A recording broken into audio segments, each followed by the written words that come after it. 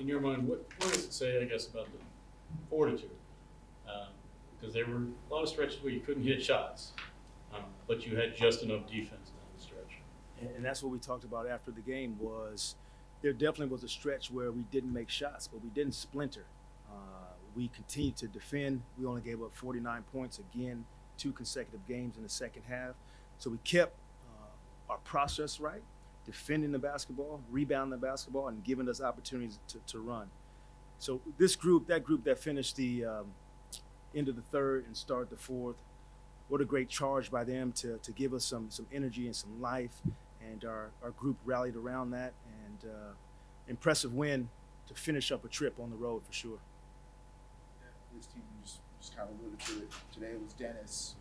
Coming off of him missing the game yesterday, what did it say about him in the fourth quarter? Just not just being ready to get 7 big points during that stretch. Yeah, so there was a stretch. We got Doe playing, the 5 position, so he's battling. That takes energy out of you. Needed to give him a rest, and that rest equated to that group that was in the third with Dennis, Spencer, the rest of that group that was out there. Started the fourth. We came back with them. They just gave us life, put us back into the game. Gave our guys a chance to recover, and I thought our guys were fresh at the end of the game, that group that started. You look down the line, no one played more than 32, 33 minutes. And so overall, for that to be our team identity, that collectively we can get it done on the road as a group, impressive. Just getting past that third quarter where some of you guys just couldn't hit a shot. What did you say to kind of like stay together? Just being in these close games, I think it's 4 close games now this season. Is it just that kind of giving that callus we're talking about earlier that you guys know what to do? Yeah, we really try to continue to stress being aggressive, pushing the pace, and I think that pace, people aren't used to it in the fourth quarter. We can continue to push the basketball in the fourth, and you saw that we had some really good looks in the fourth because we just continued to, have that mindset that we're going to push the basketball. 45 threes, we have the ability to shoot that because of that pace. And so I think our guys, I told them we've grown from game 1 to game 5. It's good to see our guys come together, what it takes to win, the recipe for us.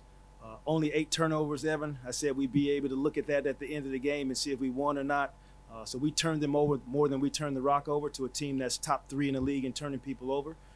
So the focus, concentration level was there for our group, and they got rewarded for it. Sure, you'd love to have the free throw back, but this is another good fourth quarter specifically for McKill. What is it about that? I mean, is that a matter of conditioning, or what is that allows him to be at his best later? Yeah, Brian, I think it's a mindset. I think overall he's growing into understanding when to put his foot down on the pedal. And I think whether it is us inbound the basketball, him coming back to get fouled, those opportunities which he had the other night, but then the ability to make a play, whether it's at the rim, whether it's coming off a pick and roll, whatever it is, I think he's stepping up to that moment, and that's definitely growth for him. Finney-Smith, the tone that he was able to set, especially in that first half, and then to continue that, you mentioned about how everyone was going to help Doe, but Doe is dominant on so many different levels. What did you see from him and his ability to defensively be on one end and then get to his spots on the other? It's a lot to play against a dude that's bigger than you, and Dorian is stepping up and taking that challenge on because we need for him to do that.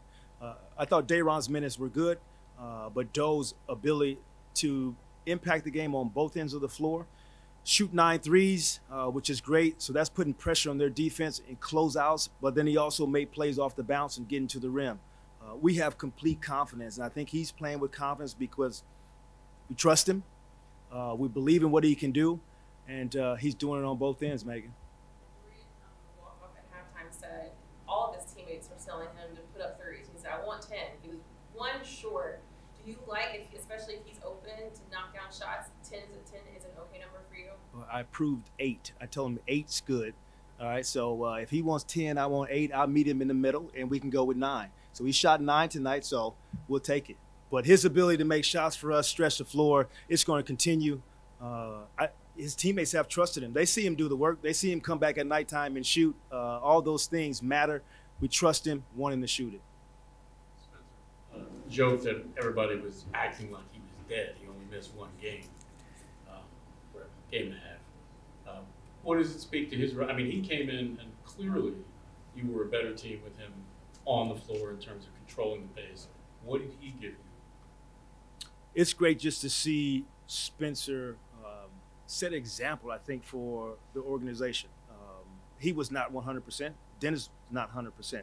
But they're given what they have. And that's all we ask. That's your part of being a teammate. He takes extreme care of his body. And so he told me that there's a good chance he'd play on Friday. And he kept that word. And he did the work behind the scenes to have himself prepared.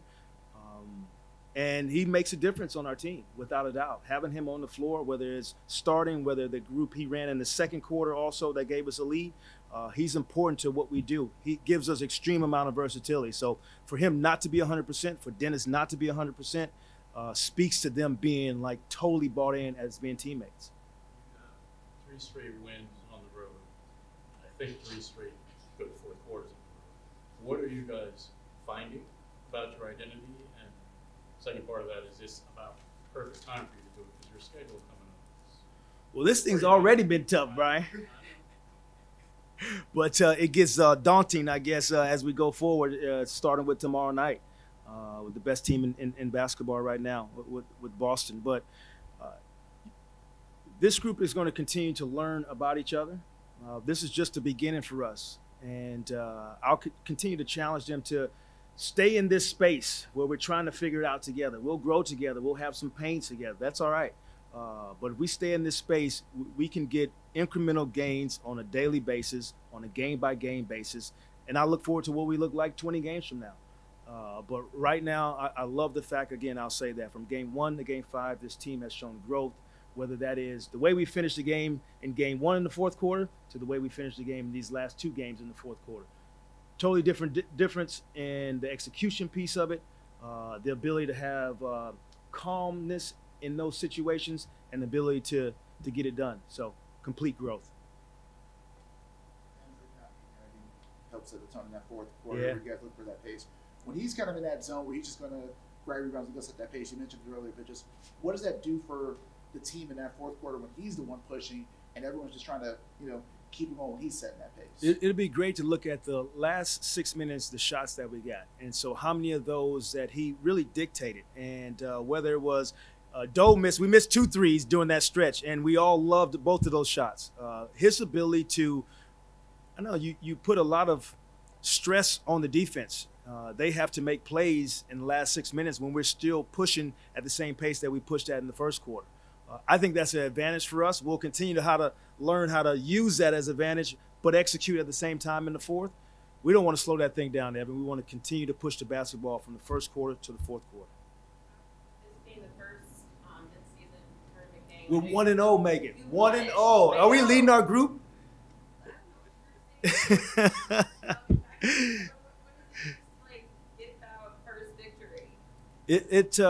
I think it's cool for our group. I was thinking like earlier, like when you used to play AAU basketball and you kind of went and looked at the brackets that they had and you tried to see what group you were in and who was in your group. And so there's some, just love for the game part of it, that it's good to be a part of this first one. I think this thing's going to grow, and we'll take 1-0 and go from there. The film that you did watch, I'm sure, what did you think make of the painted court from what you saw? Looking forward to our court. I am. The rim is the same color, so that ball went in a bunch of times for us. I'll take that. Thank you, guys.